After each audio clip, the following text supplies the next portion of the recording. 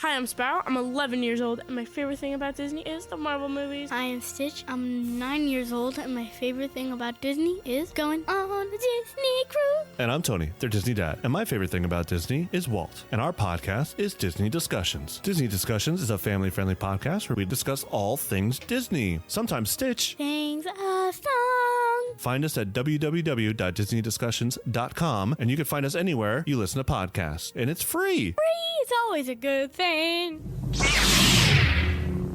Welcome to episode 28 of the Jedi Temple Archives podcast. There is more knowledge here than anywhere else in the galaxy. Only members of the Jedi Council are allowed access. Guarding the holocrons is one of the most important duties a Jedi can be given. Do you think you're up to the task?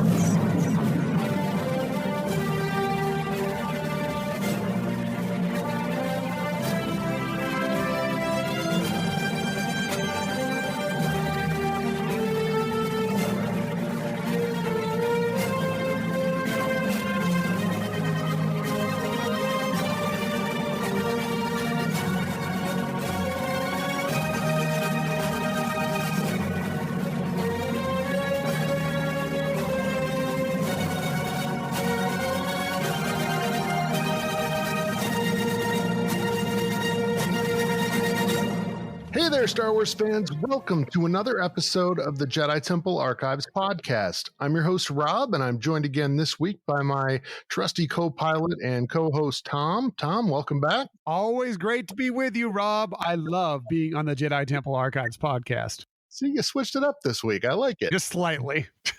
Right.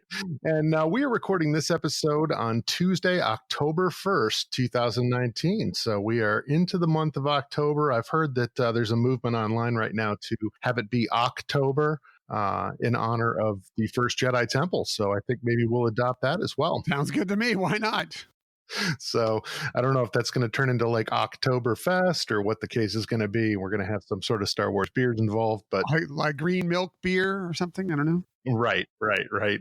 Yeah, we're going to be finding out all about the new version of the green milk and the blue milk at Star Wars Galaxy's Edge in Walt Disney World coming up this December, if I'm not mistaken. Yes, very much looking forward to that. Trying out experience everything that Star Wars Galaxy's Edge has to offer on the East Coast, and so we've both visited now several times on the West Coast.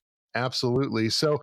We are going to go ahead and actually this week, what we are going to be discussing, Tom had just had me on the Hyperion Adventures podcast a couple days ago, and we reviewed the Empire Strikes Back for their Star Wars Remembered series, and we had a great time doing that. So I would encourage all of our listeners, if you're into kind of reliving your favorite Star Wars films, definitely go over to Hyperion Adventures and check out their series, Star Wars Remembered. We've been reviewing all the films kind of in the story order leading up to the rise of Skywalker in December. And it's been a great series, a lot of fun. And I really appreciate Tom and Michelle being kind enough to have me on that podcast. Well, we always appreciate having you on. We kind of bring the fluff and you bring the real information involved in any of these episodes. So it's always great having you on those shows. And yeah, we had a great time just looking back at The Empire Strikes Back, despite my little wacky tangent I went off on and my little theory about the Luke Vader duel. But it was still a great time. And Rob, yes, brings all the important information about each of these films.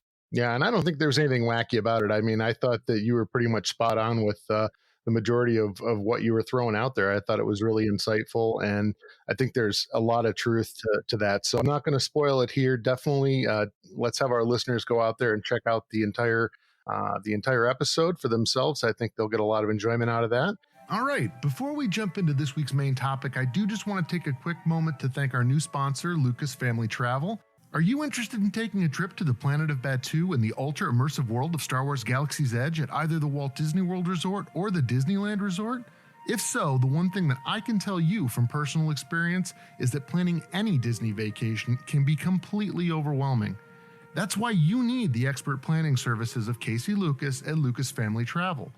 Casey can help you to select the perfect resort, book your fast passes, your dining reservations, including those hard-to-get Oga's Cantina reservations, and even recommend the perfect time to visit based on the historical crowd levels.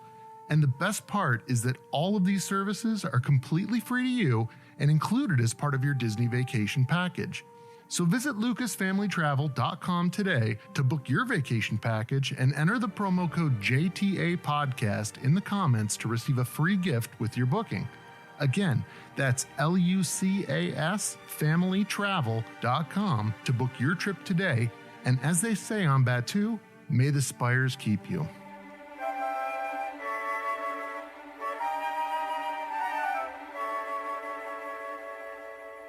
So one of the things that came up as we were reviewing the Empire Strikes Back, and we were kind of talking about the scene on Dagobah where Luke encounters the Cave of Evil under the tree, or my favorite is John Williams referring to it as the magic tree, which is exactly what you'd expect from John Williams. It's the giving tree. Let's be honest. Come on. It's the giving tree. It's giving you nightmares.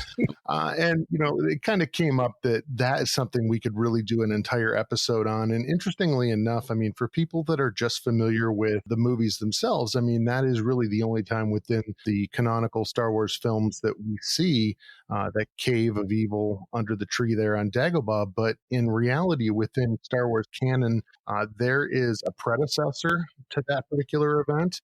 And there is also another event that takes place kind of in the time of Kylo Ren and Snoke that has come out recently in the comics. So there's really three key points that we're talking about here.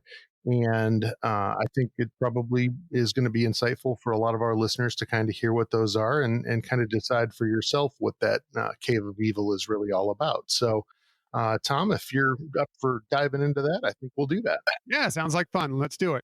Terrific. So the first time that we run across that cave on Dagobah is actually with Grandmaster Yoda back during the time kind of toward the end of the Jedi Order.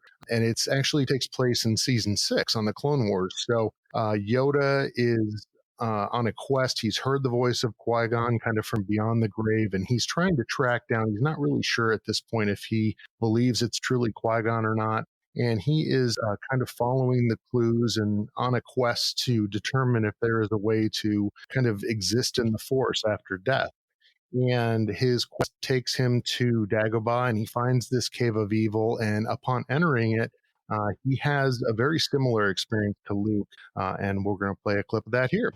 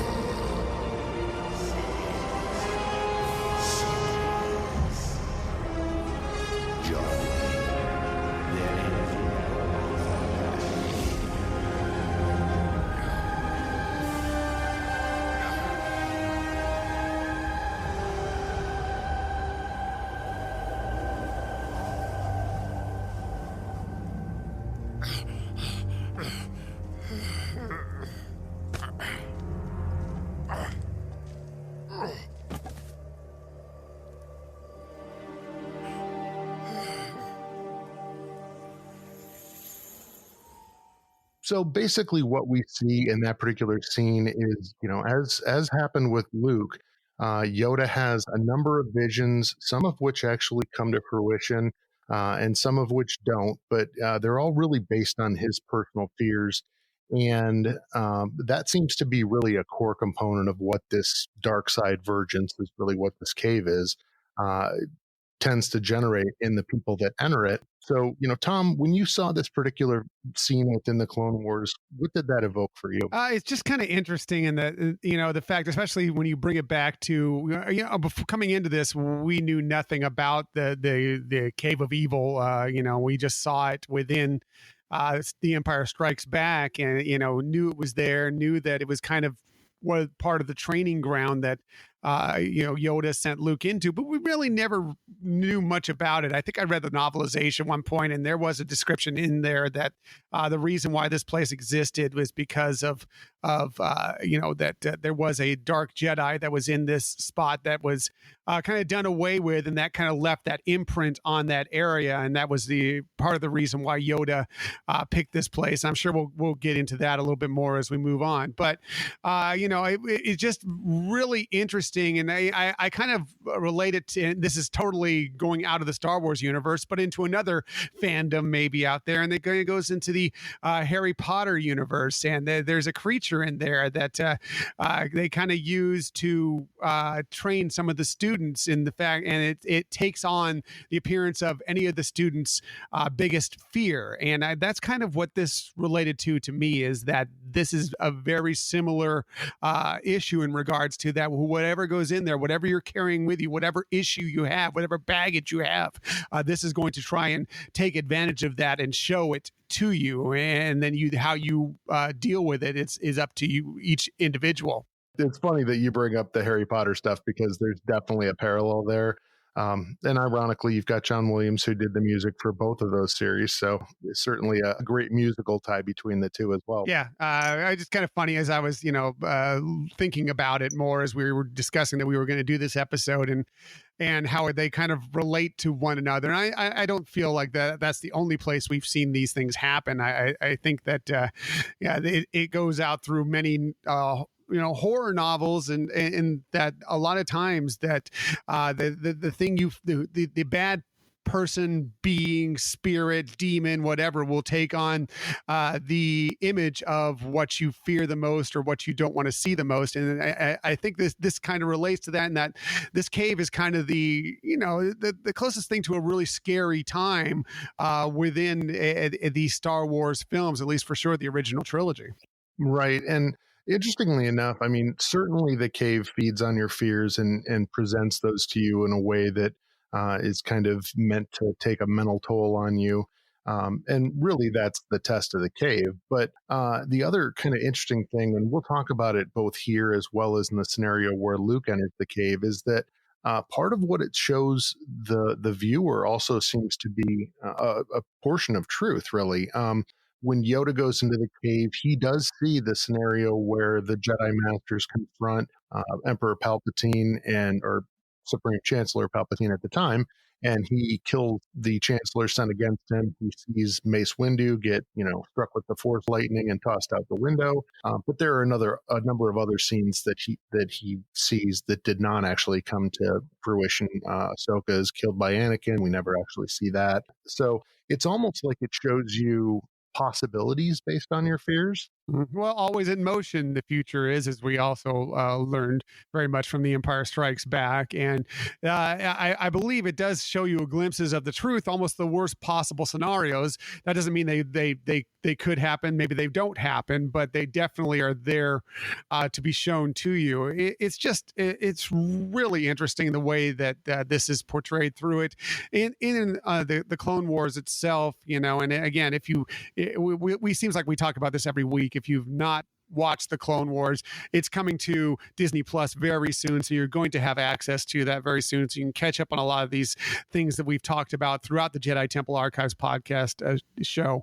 But it's just is very intriguing to think about this place that you carry your baggage into, and you take away from it whatever you need, and it is really interesting lessons learned, and I think we all go through that at some point in our lives. Yeah, I completely agree with that. The other kind of follow-up scene to this, so Yoda eventually does escape the cave after having kind of faced down these visions, and he collapses just from the mental strain of the entire ordeal. And he is woken by the voice of Qui-Gon Jinn, who was reprised in this particular episode by Liam Neeson. And this kind of then dovetails into a scene that I will play here.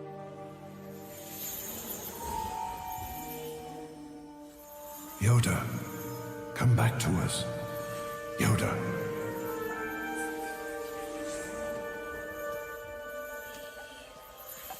Such darkness.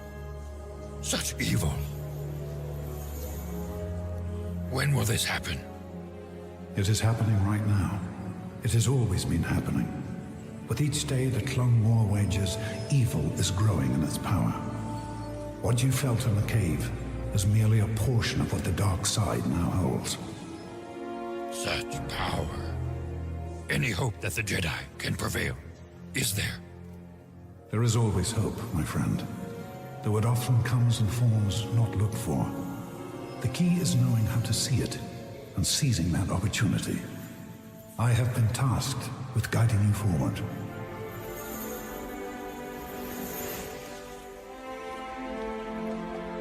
There can be many outcomes, but your path is clear, Yoda. You have been chosen, as I was before you. For what chosen am I? You will learn to preserve your life force, and so manifest a consciousness which will allow you to commune with the living after death. How?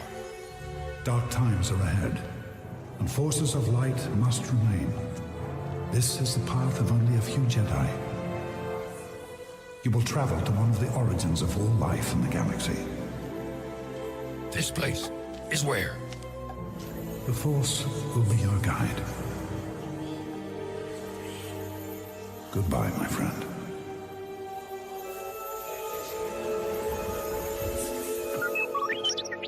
Yes, my friend. All right, I am. No. Back to Coruscant. We are not going yet. Afraid only begun. Our long journey has.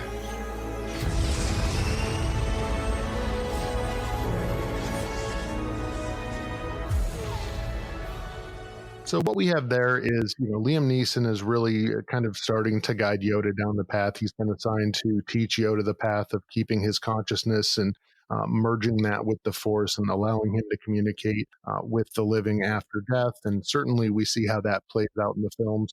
The cave itself is one scenario, but it also is tied to some very important scenes within Star Wars itself that do a lot to explain how Yoda and Obi-Wan both were able to come back in the form of their Force Ghost or their Blue Chloe or whatever you want to call them to guide Luke on later on in the saga. Yeah, and it's only referenced very briefly at the end of the Revenge of the Sith that Yoda stops Obi-Wan before they're going off to their separate exile locations, and he mentions to him that he talked with Qui-Gon, and if you haven't seen the Clone Wars, you don't know when or how that happened, but that this has occurred, and so now this is something for Obi-Wan to study on as he's kind of in his own exile watching over Luke on Tatooine. And, it's going to be interesting as we get closer and closer to the Obi-Wan series coming out to see if any of that plays a part in that series as well. Yeah. And I mean, for one, I appreciate this kind of stuff. I know that there's a lot of people who, say, oh, it's just retcon. And, they're going back and kind of rewriting the story or filling in things to explain other scenarios within the film. But personally, anything that fleshes out the overall story and kind of explains some of these things is always going to be a plus. And interestingly, I mean, this episode is a perfect example that if you are just watching the films, and I feel like even with the new movies that are coming out, it's even more so this way. But if you don't consume some of the extra content that's out there, be it the animated series or the books or the comics, there are things that get presented in the film that are not very well explained. And I can understand why fans would get a little bit confused about some of the leaps that we see with the characters. So that was really one of the reasons I wanted to start this podcast in the first place. Not everyone has time to keep up with that stuff, but to be able to digest bits and pieces of that in a 45-minute or an hour-long podcast every week will kind of help to fill in some of those gaps and hopefully identify places in the movies where, it just improves the viewing experience overall. Yeah, heck, we don't even have time to catch up with all this stuff. It seems like something is coming out new every single week between the comics, and now once these series get restarted on Disney Plus, whether it be The Mandalorian, whether it eventually be the Obi-Wan series, the Cassian Andor series, Star Wars Resistance is about to start up again next week. And, there's in the Clone Wars season 7 is coming around here very soon as well. So there's just so much to keep track of right now. The books, the comic, but all this stuff. And it's hard to keep track just on our own, but it's great that there is all this stuff out there for us. Right. And I mean, it's almost a full-time job, really. Any of the people that out there, the podcasts that are out there that stay on top of every last thing that comes out, I gotta tip the hat to them. They certainly have uh, definitely, the ability and the drive to stay on top of all that stuff. I actually had to go out and buy the Snoke comic today. Fortunately, it was relatively inexpensive, just so that I could kind of fill in a portion of this podcast when I realized that it had addressed the cave on Dagobah as well. Nice. Yeah, I'm eventually expecting you to start doling out assignments. Okay, this week you have to read this comic and listen to this episode, and then this week, I'll handle this novelization and go on, because it just seems like there's so much going on that we can't quite keep track of it all, and especially just for one person to read all this stuff or watch all this stuff. It's just a crazy amount of Star Wars information out right now. Right. And I'm going to have to, set you up with an expense account for that stuff. And this is going to turn into a very complicated business here before long.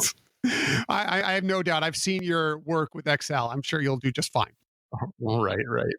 So, carrying on, certainly this gives us a really good grounding for what we then see within the film The Empire Strikes Back, where Luke is training on Dagobah with Yoda, and they're kind of, as he's training, going through a conversation about the Force and what is it, and what about the dark side, and how will he know it. But eventually, Yoda kind of calls a stop to the training for that day, and as Luke is going over to throw his jacket on and kind of wrap up the day, he then senses a disturbance. He senses the dark side vergence that is under that tree, and tells Yoda, I feel cold. And that scene then plays out like this.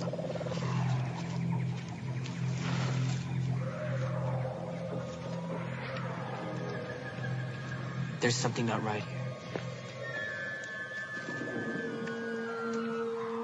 I feel cold. That place is strong with the dark side of the Force. A domain of evil it is. And you must go. What's in there? Only what you take with you.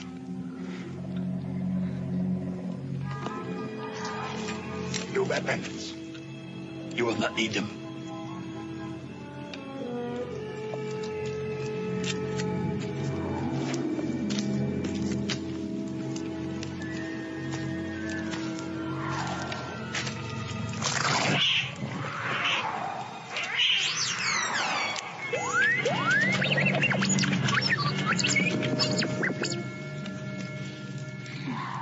So, Yoda is clearly directing Luke that, you're going to have to go face this, but you're not going to need to take your weapons.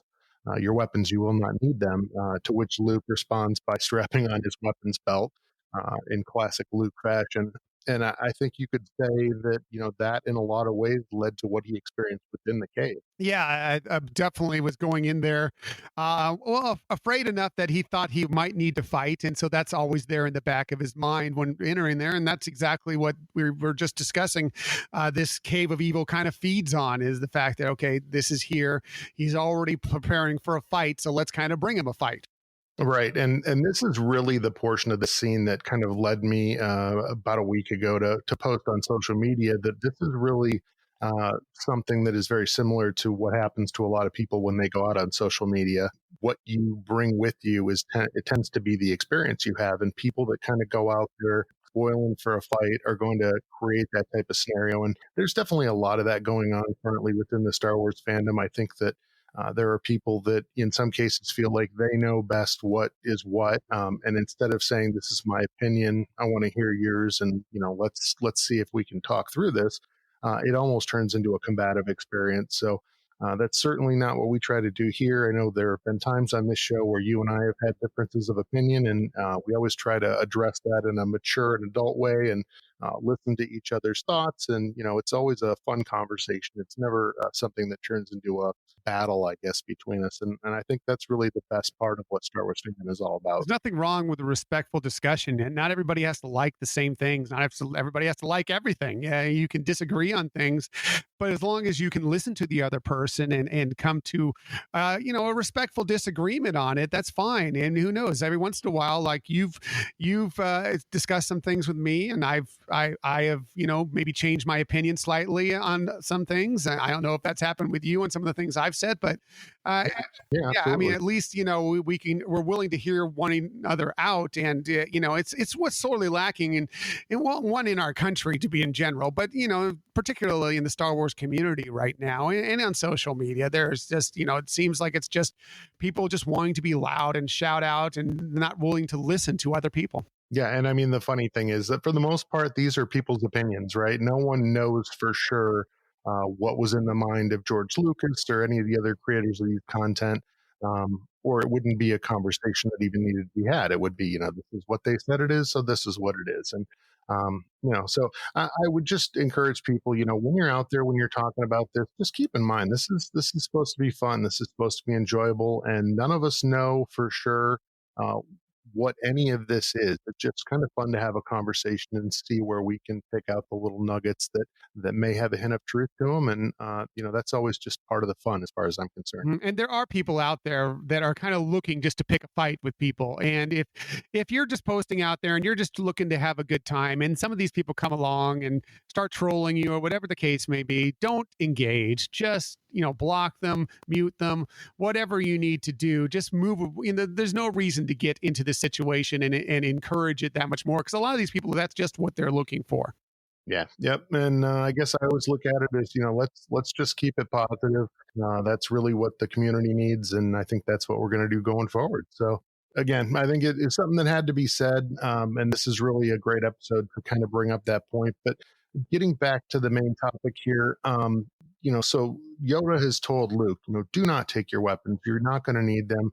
Luke straps on his weapons belt anyway and drops down into the cave. And lo and behold, as he is kind of coming into, again, for me, when I rewatched this the other day, you can really see as he's just about to get to the part where Vader comes around the corner, you can kind of see that there are some actual stone walls down there.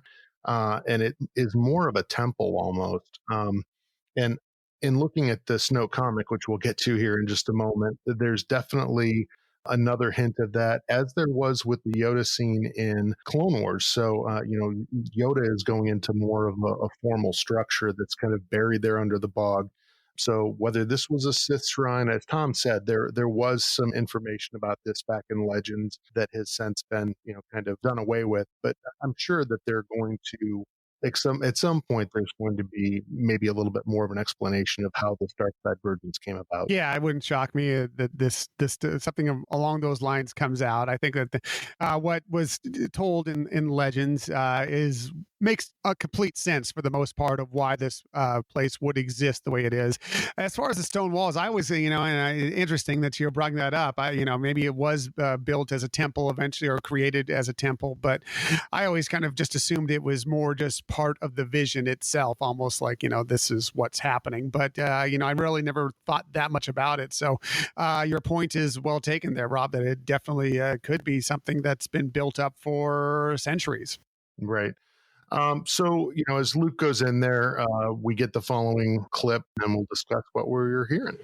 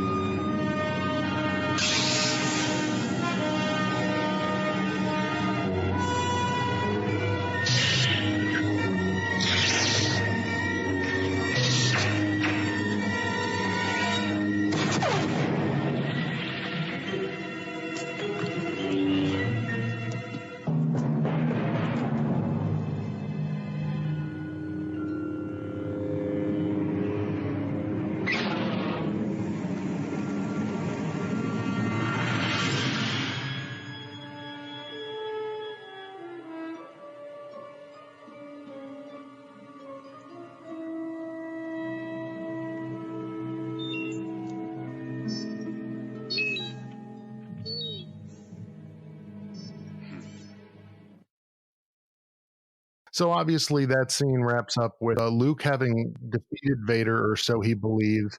And as Vader's severed head is lying there on the ground, you see the mask and the front face plate kind of dissolves in front of you or explodes, and Luke's face is revealed within there. So this is another one of those situations where, there's certainly a component of Luke's fear about what he may become if he falls to the dark side.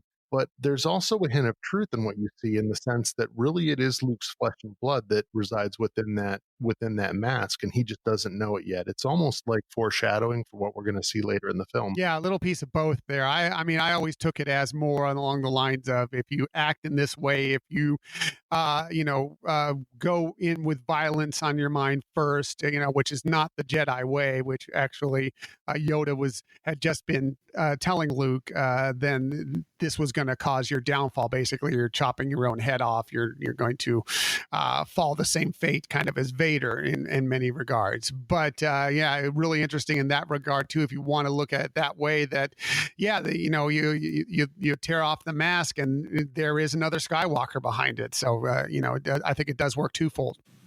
All right, so moving on from Empire Strikes Back, we next move on to the new Snoke Age of Resistance comic, where as a byproduct of his training of Kylo Ren, he ends up taking Kylo to the planet of Dagobah to face the dark side cave. And when Kylo asks him, what's in there, Snoke tells him it's what's holding him back, and he will either fail or he will kill it. So Kylo then proceeds into the dark side cave. He ends up facing his fears, as did those who came before him. And I won't go into detail about what those were or how that encounter went, but suffice to say, Kylo does fail, just as Luke did, to confront his demons. And as a byproduct, when he comes out, whereas Luke was able to face Master Yoda and admit his failure, Kylo, much in the way that he typically does, is unable to face that failure. Yeah, it really interesting the way it plays out. And we're not going to get too much of the details here, so we won't spoil it for you, but it was just fascinating to see somebody go in there, basically that's kind of leaning more on the dark side of the Force into it, and seeing how it puts these things out there for someone in that regard. And it's still, you kind of looked at it as, was it, if you're talking about Luke showing things that might lead him to the dark side, whereas for someone who's on the dark side, maybe you show something a little bit different that they're afraid of, and going a different way. And again, I don't want to give it all away here, but it was just kind of fascinating to look at it from a different point of view, essentially. Right. And I mean, it turns out to be, whereas, someone associated with the light side is basically how they're seeing, and their kind of instinct to react to that. The dark side users are really being encouraged to embrace the hatred and the anger and the fear, and to use that to conquer the situation, which is, again, it aligns very closely with the differences between the light side and the dark side. But it was just interesting that, again, whereas Luke was able to embrace his failure and grow from it, Kylo was just the opposite. He had to obscure the fact that he failed. He could not let Snoke know that. And it really goes back to his lack of self-awareness, and that's a lot of what we see in the film. I mean, he does not handle setbacks in a very mature way. Just ask the data terminal repair people aboard his flagship. Yeah, they've had to deal with it many, many times. Obviously, I don't think that was the first time he's destroyed that thing in a fit of rage. But it is funny that he is, still basically a child, almost like a spoiled child at heart. Very emo. But it was a fascinating look again at Ben Solo / Kylo Ren. Yeah, and ironically, we look at a situation where, that immaturity and his inability to control or master his emotions is really what led to his failure in that confrontation with Luke at the end of The Last Jedi. Which, for all the differing opinions out there about The Last Jedi, I did think that battle, definitely played out interesting in terms of, the entire scope of what's happened within Star Wars canon. We've never really seen a confrontation like that. No, that was so fascinating. And that, I didn't pick up on all the clues to begin with first watching it. I think you've told me, Rob, that you didn't either right off the bat. And obviously, there was no reason why Kylo, Ben would have picked it up either, because he was already just raging on the fact that, Luke is there before him. He's already, kind of out to get him as it is. So, there's no way he's going to pick up all these little hints that, Luke isn't really there. But if he had taken a moment, paused, thought, about it, maybe that exactly like you just said, Rob, that whole scene turns out quite differently, and maybe the Resistance doesn't have the time to escape. Absolutely. So, do you have any other thoughts that you want to throw out there in regards to the dark side cave there on Dagobah, or the Cave of Evil, or the Magic Tree, if you prefer? The Giving Tree. Come on.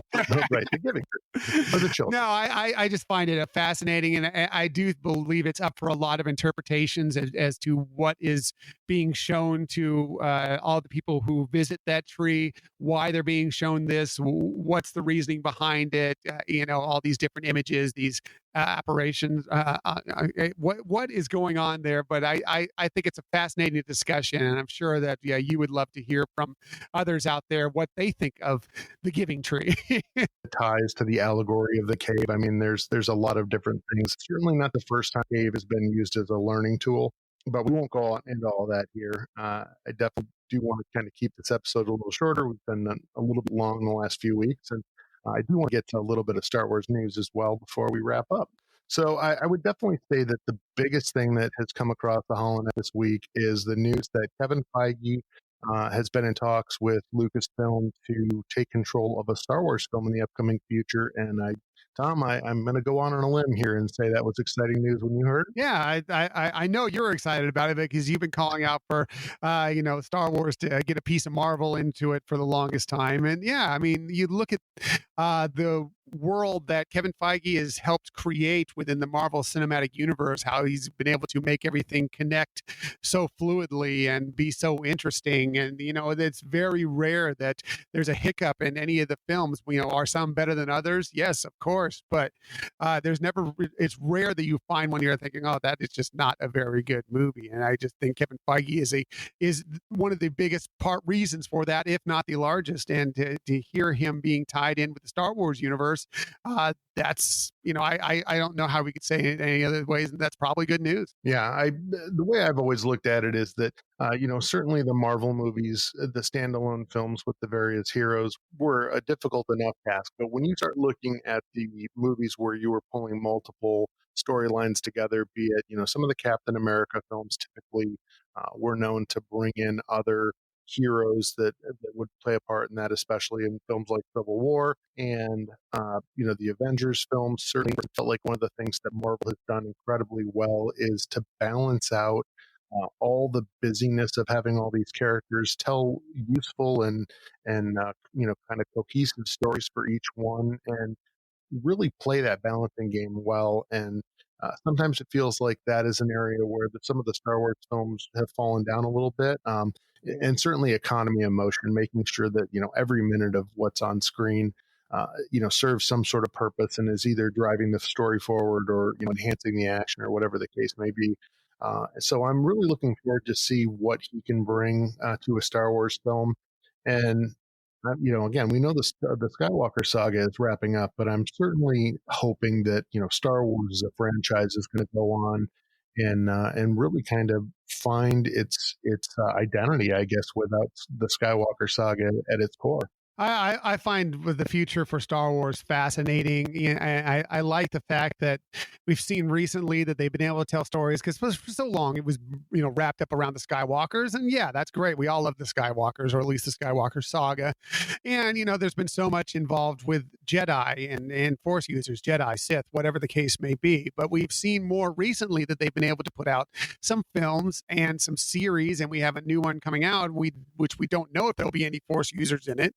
But there's nothing that has shown that there will be anything along those regards, at least to begin with. So I kind of like the idea, yes, that they exist in this world, but there are so many creatures, so many people, so many stories within this universe that they don't always have to revolve around a Jedi or a Force wielder. And I kind of like that is some of the direction they're starting to take. We're getting a little bit more of the depth of the Star Wars universe. Yeah, and I'm very excited about the fact that, with Disney Plus, they're going to have their new live action series. I think The Mandalorian's going to be phenomenal. Kenobi's going to be super exciting, and I'm sure it's going to be great.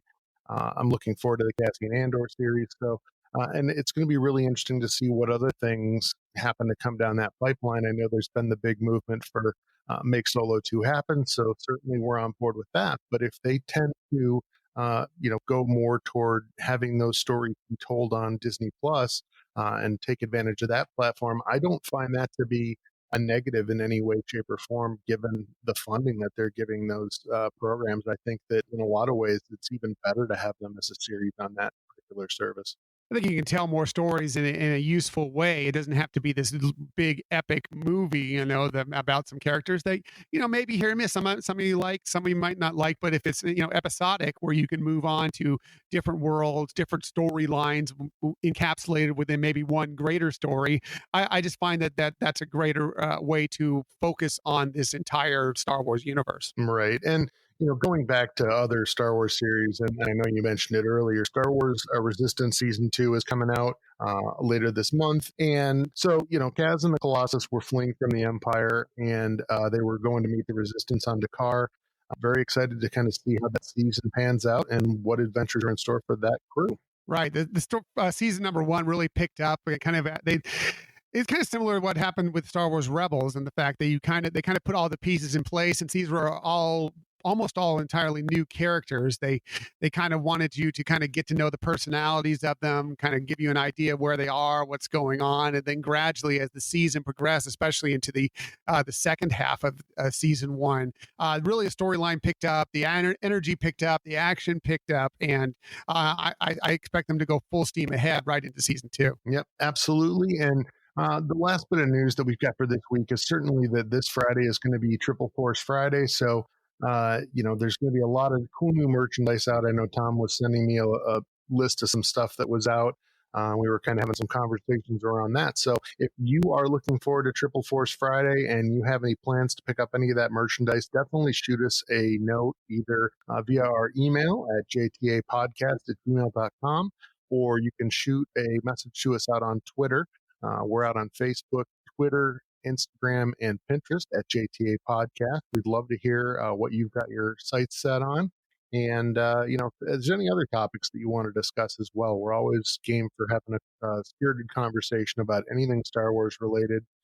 Again, I will recommend that all of you go out and check out the Star Wars Remembered series that Tom has got on their podcast, the Hyperion Adventures podcast. And Tom will give you information about how you can find them. Sure. It's our most recent episode. Rob just joined us over the weekend to talk about The Empire Strikes Back, but we've been going back all the way through the prequels, the standalone films. Now we're midway through the original trilogy, moving on to the